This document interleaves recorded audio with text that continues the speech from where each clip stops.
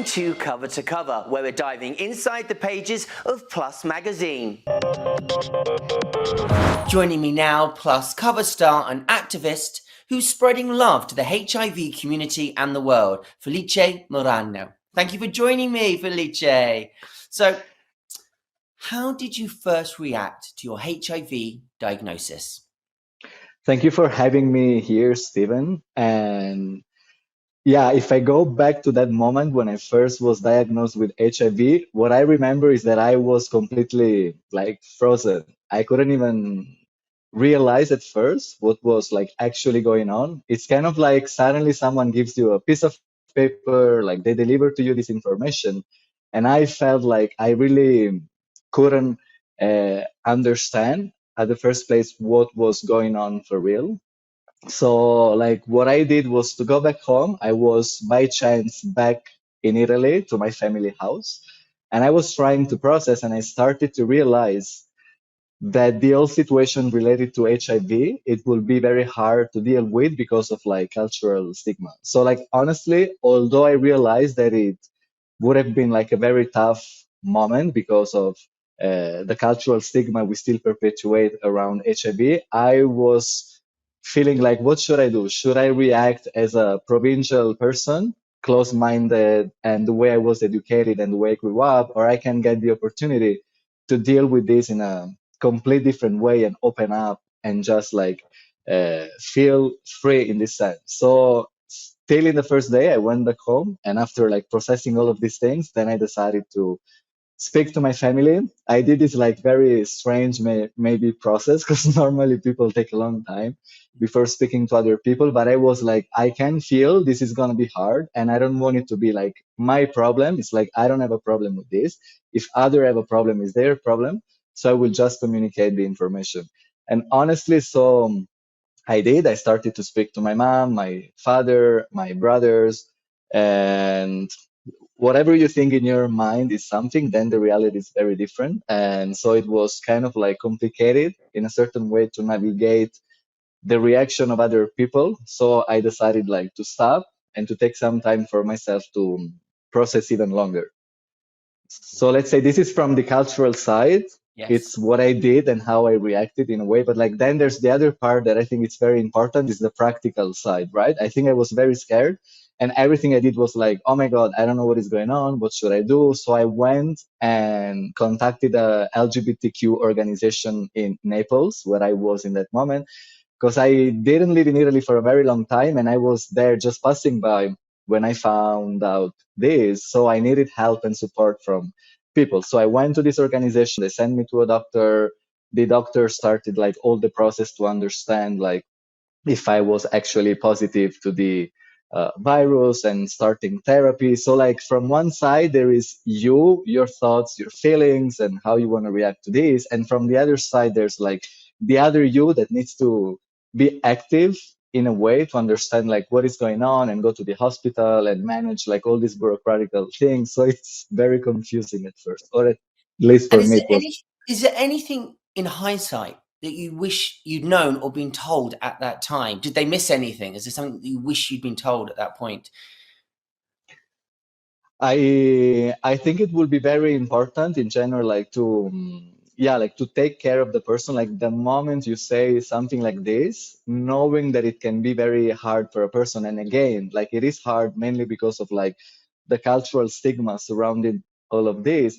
I think it would be nice maybe to have, like I would have loved to have from one side more resources, maybe to understand how I could navigate all of this or like maybe even having an idea of what it could have been like the consequences of this in my life on psychological level, on like also the medical aspect again. Okay, so like I had to go through everything and understand like where to go, what to do. So first of all, I think like some kind of organization in this sense, it would have helped me.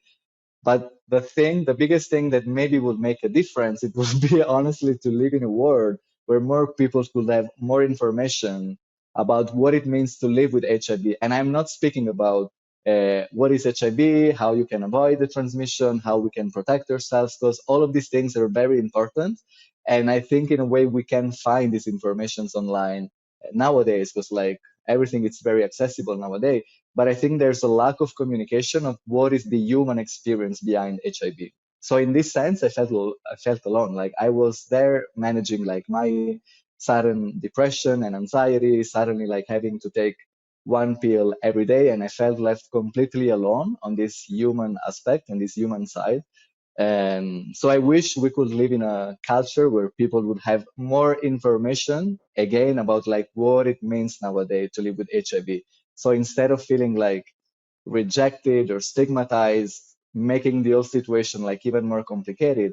And this is why we are here, right? And this is Yeah. why I am here. Like for me, the more I can put out there what it means, like in the heart, in your heart, or when you're alone at home to live with such a condition, I think like then more people can empathize and maybe have even a better understanding of the entire situation. Well, yeah. I mean, you're showing what life is like. I mean, though you find out this diagnosis, they treat it, but it's not the end of your life. It's got to show you, you know, that it's been so stigmatized. I just wish there'd be someone there to hold your hand who's been through the same thing. You know, not just a doctor, not just a nurse. There's got to be a better way. There's got to be a better way because it's so traumatic to hear something like that for the first time, and the sympathy isn't there like there is with other, Hmm. other diagnoses. I mean, how do you heal from that initial trauma? Because it is a trauma and it affects everyone in different ways.